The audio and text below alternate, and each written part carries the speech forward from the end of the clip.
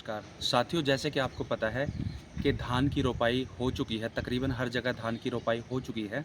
तो अब धान की रोपाई के बाद दो बातें आज मैं आप लोगों को बताने वाला हूं, जिनका विशेष तौर पे किसान भाइयों को ध्यान रखना है। पहली बात तो ये है किसान भाइयों कि आपको धान की खेती के समय में जो उर्वरक जो ज़मीन को चाहिए वो पूरे करने हैं। तो 3 उर्वरक मुख्यतः होते हैं जो धान की रोपाई के समय या फिर धान की खेती की तैयारी के समय जो हम आखिरी जुताई करते हैं। आखिरी जुताई के बाद हमें तीनों न्यूट्रिएंट खेत को देने होते हैं। वो 3 न्यूट्रिएंट कौन-कौन से होते हैं? पहला फ़ॉस्फ़ोरस, दूसरा नाइट्रोजन और तीसरा पोटाश। तीनों को हमें देना है। तीनों की मात्रा किसान भाइयों को पता है। जो नाइट्रोजन होता है वो 35 किलो के आसपास, फ़ॉस्फ़ोरस होता है वो भी 30 से 35 किलो के आसपास, और जो पोटाश होता है हमारा दोस्तों, वो हो सकता है 20 से 25 किलो के आसपास। एक चौथा न्यूट्रिएंट और होता है दोस्तों, जो हम खेत की तैयारी के समय में धान में डाल सकते हैं, वो होता है जिंक सल्फ़ेट। जिंक सल्फ़ेट भी हम खेत में डाल सकते हैं। तो साथियों, अगर आपको अपने खेत में बहुत अच्छे कल्ले चाहिए, जड़ों की पैदावार अच्छी चाहिए, जड़ों की मजबूती अच्छी चाहिए, फसल हरी-भरी चाहिए, शानदार फसल चाहिए, तो आपको इन उर्वरकों का ध्यान रखना ही पड़ेगा कि खेत की तैयारी के समय आप ये उर्वरक अपने खेत में डालें।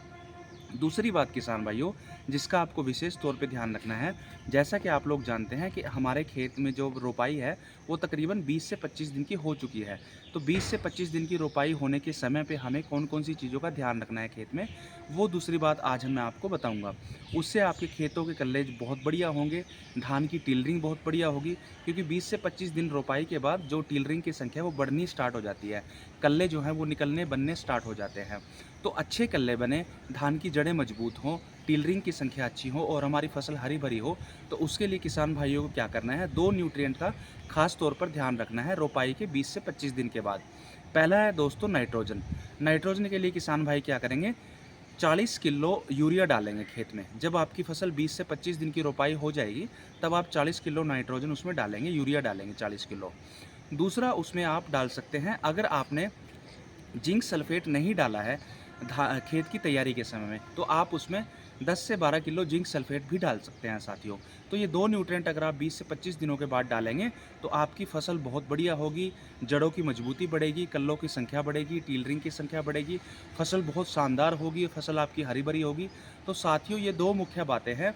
एक तो आपको खेत की तैयारी के समय में, आखिरी जुताई के समय में कौन कौन सी खाद डालनी है, कौन कौन से उर्वरक डालने हैं, और दूसरा आपको रोपाई के 20 से 25 दिनों के बाद कौन सी खाद डालनी है। तो ये दो बातों का अगर हमारे किसान भाई ध्यान रखेंगे, तो उनके खेत के जो धान के कल्लों की संख्या बहुत ही बढ़िया होगी और पैदावार भी 20 से 25% उनकी ज़्यादा ही आएगी।